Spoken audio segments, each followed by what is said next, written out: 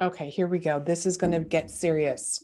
We're going to be talking about the money blocks, the 5 money blocks that are completely sabotaging your growth in business. Because as we know, we started our businesses because we want to make money. So the question becomes, are you making as much money as you want? And if not, it's probably because you're having one of these money blocks that always sabotage business owners and entrepreneurs. Now, I know that some of it is you think it's the economy, it's this, it's that, it's this and that. I'm going to tell you that it's deeper. It goes deeper than that. Hi, my name is Mary Bicknell. I help female entrepreneurs and business women simplify their entire life and business so they can push past these plateaus. For example, money, make more money and get more time back. Simply easier.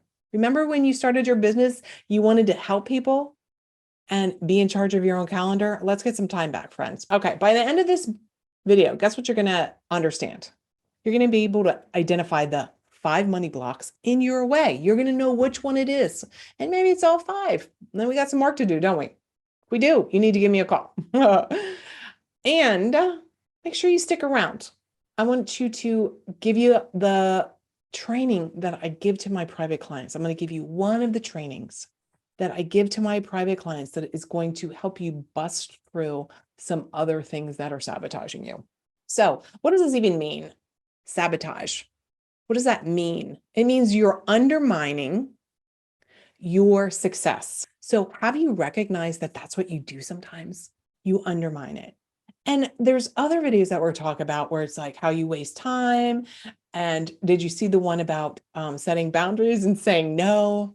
Specifically around money blocks, though, let's talk about that. Ready? Number 1, not getting clear on how you've been programmed to think about money as a woman. Look, you and I are of an age, and no matter what age you're watching, we're of an age where there is a message by our mothers, our family, our society about what the expectation is for women making money. Here's an example.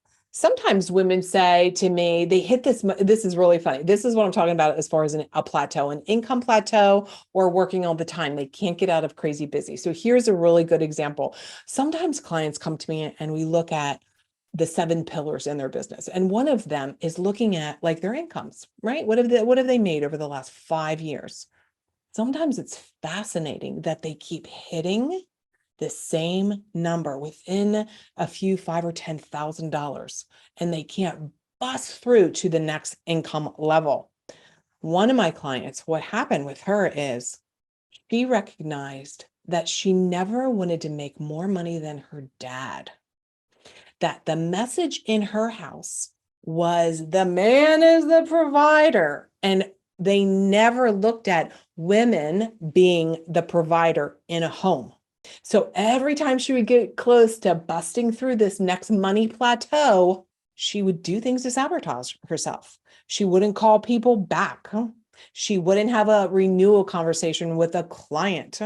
So many different things. So have you sat down, excuse me, and really asked yourself, what's the message that I got from my mom, from my dad, from society, from my church, from my spouse?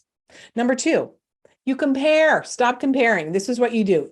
Don't set your pricing according to what all the other people are doing. Why? Because as a service provider, you're providing something unique. And part of the uniqueness, part of the value proposition is how you deliver it, how you say it, how you've created your methodology or your service, whatever that might be. And so when we look at somebody else, here's the truth. When we're comparing to someone else, we are actually in a scarcity and lack mode because we think that we're saying we're only as good enough as the other Sally Joe.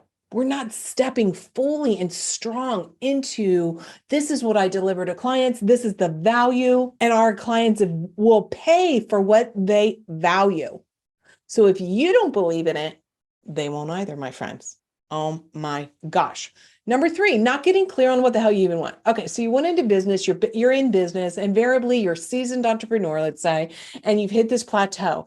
And here's the truth. You've probably gotten to that plateau because that's the vision that you had, right? You're like, I got here And now you need a new vision. Now you need to have a new idea. What is it that you really want? So have you taken the time to reevaluate, what do I want moving forward in my business? Have you set a 3 or a 5-year goal and you're reverse engineering what you're doing according to that goal? What about a new home? What about a new car? Your kids need to go to school. Everybody wants to go to Disney. Do you know how much that stuff even costs? Have you gone and test driven a car that you really want? That $80,000 Tahoe. How many times have you gotten into it? So you're like, okay, this is how much it's going to cost. Are you aware of that? Sometimes you just get on autopilot and you're just money's coming in and money's going out, and you're not really thinking ahead about what you want and then putting a strategic plan in place. I can help you with that. And whether it looks like creating a different offer, modifying your offer, increasing your rates, there's a variety of things that we can do to get you off that income plateau. Number 4, undercharging. Okay, look, I know that sometimes people undercharge for a couple of reasons. Ready? They undercharge because they think they're being nice.